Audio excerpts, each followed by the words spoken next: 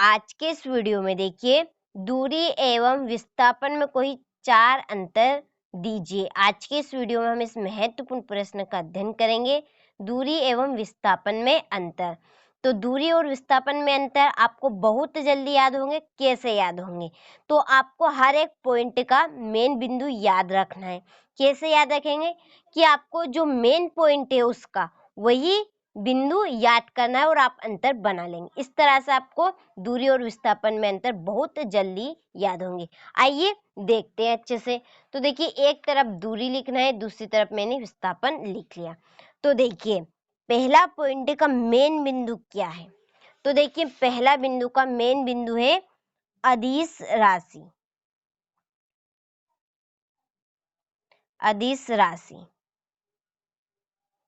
और राशि दो प्रकार की होती है, एक तो सदिश और अदिश। तो इधर अदिश आ गई तो इधर क्या आएगी? सदिश आएगी। इसका उल्टा और क्या? सदिश राशि। तो ये मेन इसका बिंदु होगा। तो देखिए, हम किस तरह से अंतर बना सकते हैं कि यहाँ एक अदिश राशि है और यहाँ एक सदिश राशि है। इसी तरह देखिए दूसरा पॉइंट, इसके पहले आप समझे थोड़ा सा। देखिए, इसमें अदिश राशि है, तो अदिश राशियों को यदि आपने परिभाषा पढ़ी होगी तो आपको जरूर याद होगा। अदिश राशियों को परिणाम की आवश्यकता होती है। किसकी? केवल परिणाम। तो इसमें क्या आएगा? परिमाण। और सदिश राशियों में परिणाम, परिमाण है, सॉरी, परिमाण और दिशा की आवश्यकता होती है। तो अदिश राशियों को व्यक्त करने के लिए केवल परिमाण की आवश्यकता होती है और सदिश राशियों को व्यक्त करने के लिए परिमाण के साथ साथ दिशा की भी आवश्यकता होती है। तो ये हो गया इसका मेन बिंदु, परिमाण।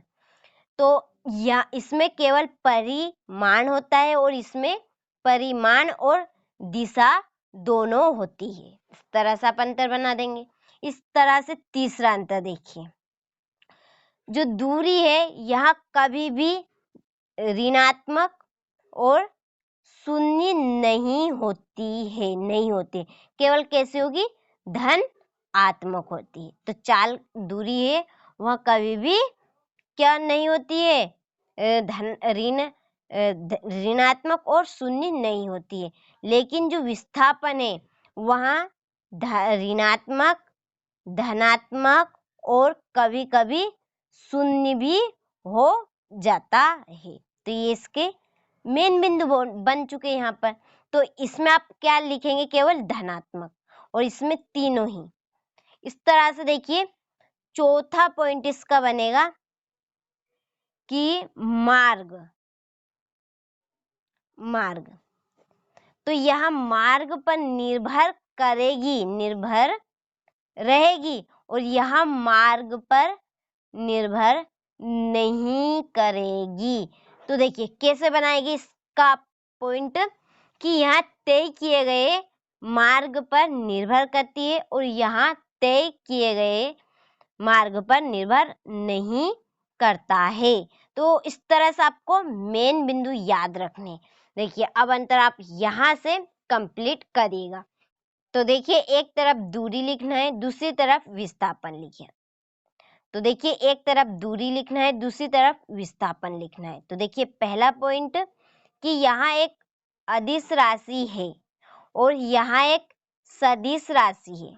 इसके बाद दूसरा देखिए कि इसमें केवल परिमाण होता है और विस्थापन में परिमाण तथा दिशा दोनों होती है। नंबर 3, यहाँ धनात्मक होती है और यहाँ धनात्मक, ऋणात्मक तथा शून्य भी हो सकता है। तीनों हो सकता है, कभी कभी शून्य भी आ सकता है। नंबर 4 कि यहाँ तय किए गए मार्ग पर निर्भर करती है और यहाँ तय किए गए मार्ग पर निर्भर नहीं करता है। तो 4 पॉइंट है।